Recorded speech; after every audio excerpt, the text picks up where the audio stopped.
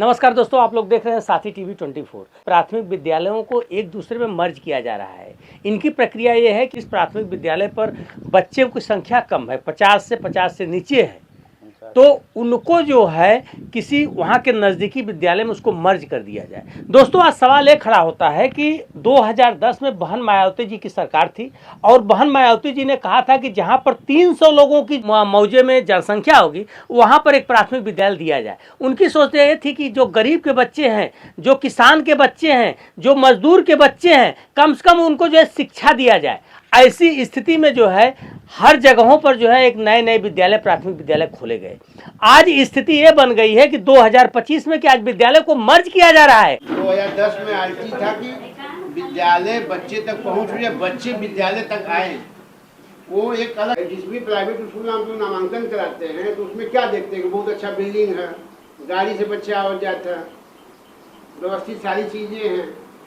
तो उसी तरह धीरे धीरे हम लोग अपनी व्यवस्था अच्छा करेंगे। स्मार्ट क्लास, अब जहाँ छात्र संख्या कम है तो स्मार्ट क्लास में अभी नहीं मिलेगा। पेयरिंग करा करके हम लोग जो भी संसाधन बेहतर करने का व्यवस्था है, कहीं से ये नहीं है कि ये निगेटिव दिशा में कोई काम है। अच्छा मन से किया जा रहा है कि हमारे जो बच्चे पढ़ रहे हैं उसको बेहतर सुविधा उपलब्ध हो, इसलिए हो रहा है।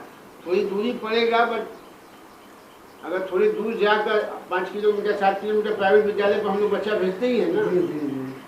तो अगर एक गांव में अगर स्कूल है, अगर 3 आदमी मिलकर मजबूत हो जाए एक जगह और वहाँ गवर्नमेंट सारा संसाधन देना शुरू करे और अच्छा स्कूल रहे, तो वो अच्छा है कि अलग अलग सब 10-20 बच्चा लेकर बैठे रहे, वो अच्छा है। आप लोग बताइए।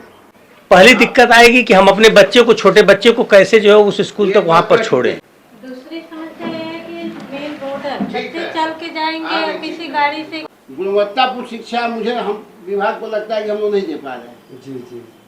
या हमारे बच्चे लगातार कम हो रहे हैं, नामांकन हर चीज के बाद लगातार नामांकन कम हो रहा है। तो आखिर अगर किसी व्यवस्था से हम लोग असफल हैं तो सफल होने के लिए प्रयास करेंगे ना। और गाजीपुर जिले में घूम के अधिकारी जो है विद्यालय को मर्ज कराने की बात करते हैं। जापान जैसा देश था, वहां पर एक बच्चे को जो है पहुंचाने के लिए नई ट्रेन चलवाई गई थी। विद्यालय को मर्ज कर रहे हैं, क्या ट्रांसपोर्टेशन की सुविधा दे रहे हैं? नहीं दे रहे हैं।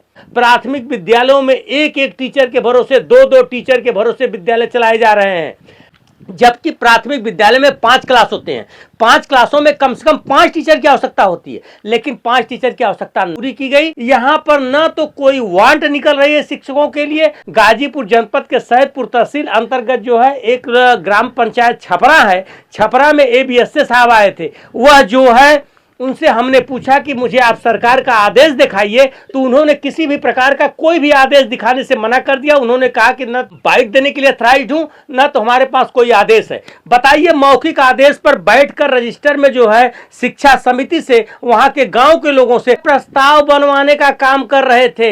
आखिर ऐसा क्यों हो रहा है? इसमें सरकार की यह मंशा है। पहली मंशा तो यह है कि जो हमारे शिक्षक तैयार हो रहे हैं उनको बेरोजगार कर दिया जाए। दूसरी मंशा यह है कि जो गांव के गरीब अनाथ बच्चे हैं उनको शिक्षा से वंचित कर दिया जाए। तीसरी राजनीति यह है कि समाज को एक ऐसे रास्ते पर पहुंचा दिया जाए जहां पर चोर डकैत बेईमान पैदा हों, क्योंकि शिक्षा नहीं रहेगा तो समाज नष्ट हो जाएगा। यह सरकार एक तरफ तो जीरो टैलेंट पर अपराध करना चाह रही है, दूसरे तरफ अपराधी पैदा करने के लिए भी तत्पर है।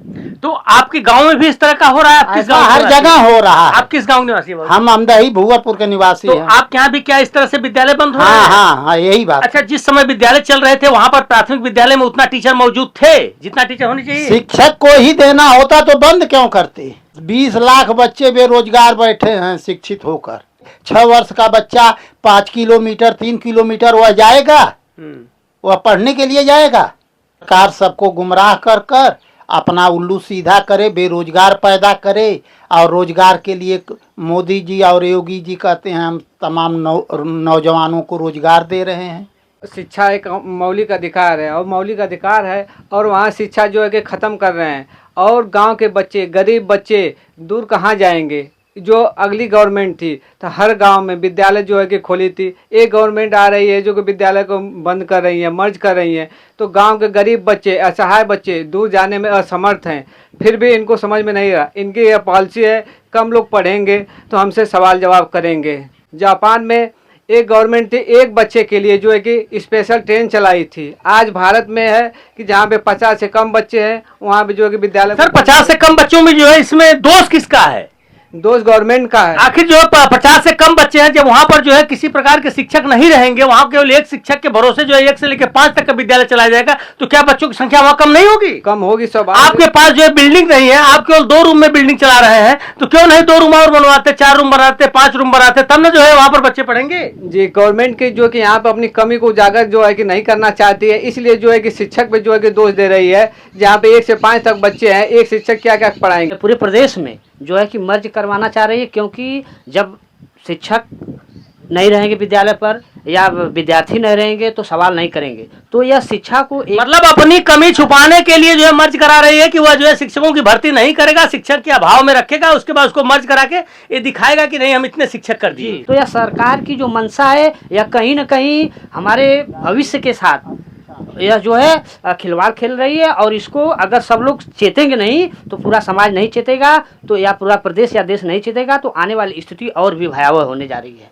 देखिए भैया, सारे लोगों की बात को ध्यान दीजिए। आप लोगों से मैं निवेदन कर रहा हूं कि आप लोगों के विद्यालय में जब अधिकारी पहुंचते हैं तो उनसे सवाल कीजिए। वो सवाल करने के लिए नहीं आए हैं, वो आपको समझाने के लिए जा रहे हैं। हम इतने अनपढ़ हैं, अध्यापक को नहीं बढ़ा रहे हैं, वैकेंसी को खाली रख रहे हैं, इन बेरोजगारों को रोजगार नहीं दे रहे हैं, आप मर्ज कर रहे हैं। आप बताइए, अपनी कमी अपनी नाकामी आप छुपा रहे हैं। शिक्षा को बचा लीजिए। अंबेडकर जी ने कहा था कि आप शिक्षित होइए, संगठित होइए, तभी आपका विकास होगा, नहीं तो आपका विकास नहीं होगा। गांव के सभी जनता से मैं निवेदन करूंगा, आज आप लोगों का विद्यालय बंद हो जाएगा, कल आप लोग उसको नहीं खुलवा पाएंगे। यह सब विद्यालय प्राइवेटीकरण हो जाएगा। प्राइवेटीकरण हो गया, शिक्षा ATM हो जाएगा। आप जो है अपने बच्चों को शिक्षित नहीं कर पाएंगे, आप अपने बच्चों को उस स्थान तक नहीं पहुंचा पाएंगे जहां तक आपकी सोच है। एक जो है प्रतिभा हमेशा जो है दब के रह जाएगी, कूड़ा करकट के ढेर में जो है प्रतिभा दब जाएगी। सबसे बड़ा दुर्भाग्य है कि जिस देश में जो है जनसंख्या बढ़ती हो, बहुत ज्यादा बढ़ी हो, 2010 के बाद 2025 है, 15 साल में जनसंख्या जो है